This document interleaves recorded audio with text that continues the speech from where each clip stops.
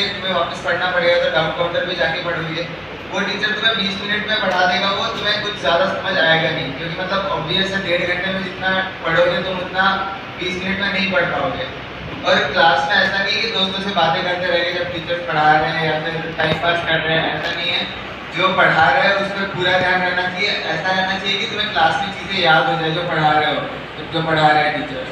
और नोट्स बनाते रहना चाहिए, मतलब हर चीज़ के नोट्स रहने चाहिए तुम्हारे पास, क्योंकि आगे बहुत काम आएंगे। जब तुम्हें कोई टॉपिक रिवाइज करना होगा तो तुम ऐसा नहीं कि तुम्हारी क्लासेस लगेगी उस टाइम की सर मेरी ये क्लास मतलब ये टॉपिक मतलब मुझे याद नहीं आ रहा है, मैंने नोट्स नहीं बनाया तो मेरी क्लासेस लगा दो, ऐसा नहीं होगा। नोट्स बना लो, आगे बहुत काम आएंगे रिवीजन के लिए। मतलब तुम जब नोट्स बना रहे हो मतलब ऐसे सोचकर बनाओ कि जब आगे पढ़ोगे तो पूरा तुम्हें मतलब वो क्लास का फील आना चाहिए। अच्छा सर ने ऐसे ये बताया था, ये चीज़ें हुई थी, इसके बाद ये हुआ था, सर ने ये स्टोरी बताई थी, इस स्टोरी से मुझे ये चीज़ें याद हुई है, ऐसी ऐसी शॉर्ट ट्रिक्स बताई थी। तो नोट्स का बहुत ज़्यादा इंपॉर्टेंट रोल रहता है। ढंग से बनाओ और बार बार रिवाइज करते रहो नोट्स को। इन्होंने बताया कि आपको क्लास नहीं छोड़नी है, सारी क्लास अटेंड करनी है, कोई बहाना नहीं कि आज ये था आज वो था। तो क्लास आपके 2 साल में चैप्टर की क्लास एक ही बार होगी जो डिटेल में होगी। 12th में आपको रिवाइज कराया जाएगा 11th का, लेकिन फिर वो इतना टाइम नहीं होगा डिटेल का, शॉर्ट में रिवाइज होता है। जो लेक्चर आपको यहाँ पर जो टॉपिक 20 लेक्चर में कराएंगे वो 12th में वही टॉपिक आपको 10 या 11 लेक्चर मिलेंगे उसको करने के लिए। ठीक है, तो अभी का काम अभी करें, 11th का काम 11th में ही कंप्लीट करें। ठीक है, अब मैं डायरेक्ट सब्जेक्ट पे आता हूँ कि मैं उत्कर्ष से पूछता हूँ कि इन्होंने फिजिक्स कैसे तैयार करी, फिजिक्स के लिए कहाँ से पढ़ना चाहिए, क्या क्या पढ़ना चाहिए, किन किन बातों का ध्यान रखना चाहिए। फिजिक्स के लिए सबसे इम्पोर्टेंट चीज़ है क्लास जो टीचर है, जो पढ़ा रहे हैं most of the topics cover कर देते हैं। मोस्ट ऑफ द मतलब सारे टॉपिक्स ही कवर कर देते हैं। हर टाइप के जो क्वेश्चन फ्रेम हो सकते हैं वो सारे कवर हो जाते हैं। उसके बाद जब मैं प्रैक्टिस करता था तो मैं सेकंड एक्सरसाइज से स्टार्ट करता था। मॉड्यूल की सेकंड एक्सरसाइज में पीवीसी के क्वेश्चंस होते हैं, उसमें मुझे आइडिया मिलता था कि जो पहले क्वेश्चन है वो कैसे फ्रेम थे। उसके बाद फर्स्ट एक्सरसाइज में तो बहुत सारे क्वेश्चन होते हैं, अच्छी प्रैक्टिस हो जाती है। थर्ड एक्सरसाइज कॉन्सेप्ट बिल्डिंग के लिए जो फर्स्ट और सेकंड ढंग से हो जाए पूरी, उसके बाद थर्ड एक्सरसाइज पे आता था।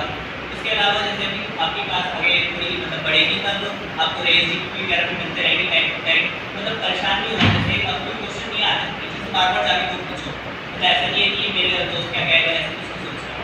तो यहाँ पे आप अकेले आए हो, आपने अकेले एग्जाम देने जाना है, कोई मीटिंग में नहीं जाएगा।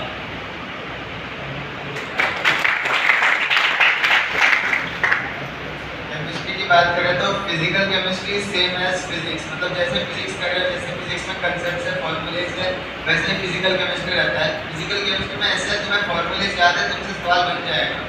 फिजिकल केमिस्ट्री में जितनी प्रैक्टिस करोगे उतना कम, मतलब मॉड्यूल तुम्हारा मल्टीपल टाइम्स हो जाना चाहिए। और ऐसा नहीं है कि तुम्हें बच्चे मतलब वो बाकी लोग बोलेंगे कि अरे ये बुक कर ले, इसको बहुत अच्छा दिया हुआ है, ये बुक सॉल्व कर ले, ऐसा कुछ नहीं है। मतलब तुम टाइम वेस्ट नहीं करोगे, ऐसा नहीं। मतलब मुझे तो ये लगता है कि वो टाइम वेस्ट है, मतलब एक ही टाइप के क्वेश्चंस वो मतलब ऐसा होगा बस वैल्यू चेंज करके एक ही सवाल 10 बना देंगे वो, तो टाइम वेस्ट है। मतलब तुम्हें पता है उस चीज़ का कंसेप्ट खुद सॉल्व कर लोगे। अगर तुम्हें करना ही है, अगर मल्टीपल टाइम्स करना है, तुम्हें मतलब सेटिस्फैक्शन नहीं है कि मैंने मेरी प्रैक्टिस की है, तो एलएन के मॉड्यूल ही बार बार करते जाओ। मतलब जितना एलएन के मॉड्यूल में दिया हुआ है उससे ज़्यादा कुछ नहीं आएगा तुम्हारे इसमें। और ऐसे ही इनऑर्गेनिक ऑर्गेनिक तो अभी स्टार्ट नहीं हुई होगी, तो उसको पढ़ने के लिए एनसीईआरटी मस्ट रहती है। सबसे पहले तो क्लास नोट्स के ऊपर तो कुछ है ही नहीं। और जब तुम्हें पूरा मतलब मान लो कोई पीरियोडिक टेबल चैप्टर तुम्हारा स्टार्ट हुआ है तो ऐसा नहीं है कि स्टार्ट से एनसीईआरटी पढ़ते जाओ। सबसे पहले क्लास नोट्स करो, जैसे ही चैप्टर खत्म हो उसके बाद एनसीईआरटी स्टार्ट करना, क्योंकि एनसीईआरटी में ऐसा नहीं सीक्वेंस वाइज दिया हुआ है। एनसीईआरटी में बहुत कुछ ऊपर नीचे दिया हुआ है, तो तुम अगर स्टार्ट से पढ़ोगे तुम्हें ऐसा रहेगा अगर मुझे समझ ही नहीं आ रहा, मतलब मुझे कुछ आता नहीं है, समझ नहीं आ रहा है, इतना भी समझ नहीं आ रहा है, तो डिप्रेस हो जाओगे फालतू में। तो केमिस्ट्री के लिए तो सबसे इम्पोर्टेंट है कि जब चैप्टर खत्म हो उसके बाद ही एनसीईआरटी पढ़ा कीजिए। और बायो का देखें तो बायो में एनसीईआरटी से ज़्यादा तो कुछ है ही नहीं, लेकिन मॉड्यूल उतना ही इम्पोर्टेंट है बायो के लिए, क्योंकि तुम सीधा एनसीईआरटी उठाओगे, सीधा एनसीईआरटी पढ़ना स्टार्ट करोगे, समझ नहीं आएगा तुम्हें। तो टीचर्स इसीलिए मतलब मॉड्यूल से पढ़ाते हैं, क्योंकि मॉड्यूल पढ़ोगे, मॉड्यूल में पूरा एक्सप्लेनेशन दिया हुआ है एनसीईआरटी का। मतलब एनसीईआरटी तुम्हें देखते ही मतलब मॉड्यूल इतने सारे दिए हुए और एनसीईआरटी इतनी सी किताबें, ऑब्वियसली मॉड्यूल में कुछ ज़्यादा होगा। तो ऐसा नहीं कि मॉड्यूल में बहुत ज़्यादा है, कोई पीजी की बातें की हुई है, ऐसा नहीं है। तुम्हारे रिलेवेंट नहीं, बस तुम्हें एनसीईआरटी को समझाने के लिए दिया हुआ है। तो सबसे पहले मॉड्यूल पढ़ना चाहिए जिससे तुम्हें चीज़ें समझ आए। तो कम से कम चीज़ें रटने की रहेगी। अगर तुम सीधा एनसीईआरटी पढ़ोगे तो ऐसा लगेगा सब कुछ ही रटने का है, जो कि एक्चुअली नहीं है। आप बायो में एनसीईआरटी और मॉड्यूल को कैसे बैलेंस करते थे, इसके बारे में बताएं। जैसे क्लास में सबसे इम्पोर्टेंट पॉइंट बताया तो एनसीईआरटी में नहीं है। मैंने मॉड्यूल पढ़ा, मॉड्यूल में इम्पोर्टेंट पॉइंट ये होगा जो एनसीईआरटी में नहीं है, तो मैं उन सबको एनसीईआरटी में नोट डाउन कर लेता था। एनसीईआरटी जगह बहुत होती है उसमें, मेरे लिए ये फायदा होता था कि लास्ट टाइम में मुझे मॉड्यूल खोल के देखने की जरूरत नहीं है, बस एनसीईआरटी से मेरा पूरा काम हो जाता है। केमिस्ट्री 180 और बायो 355, केमिस्ट्री 175 और बायो 360। इसको देख के थोड़ा डर लगा है ना कि अभी तो मुझसे बहुत ऊपर निकल गए हैं ना। तो आप लोग हमेशा से इसी तरह टॉप किया करते थे या माइनर पेपर में या मेजर्स में कई बार अप डाउन आते थे? आपके संग भी ऐसा होता था जो नॉर्मली जनरल बच्चों के साथ होता है? हाँ, तो इस अप डाउन को आप कैसे फेस करते थे?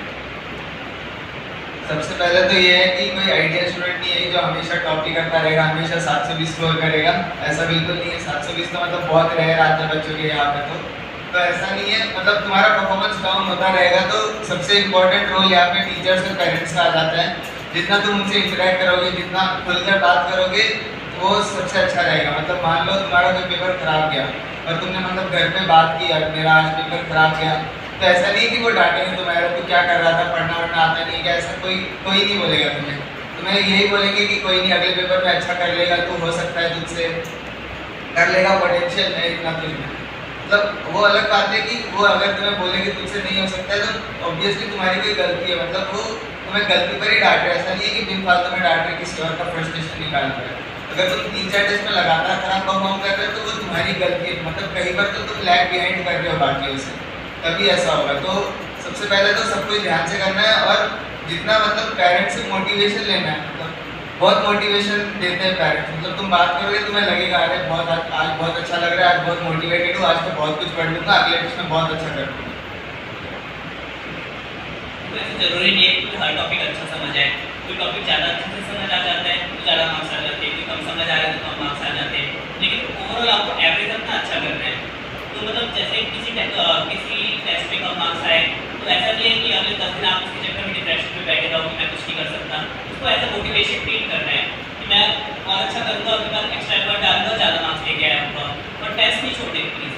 टेस्ट पर तुम छोड़ोगे तो तुम आदत सी बन जाती है, मैंने ये टेस्ट छोड़ दिया, अगर दे देता हूँ या पिछला तो यही था, अब अगला नहीं दूंगा।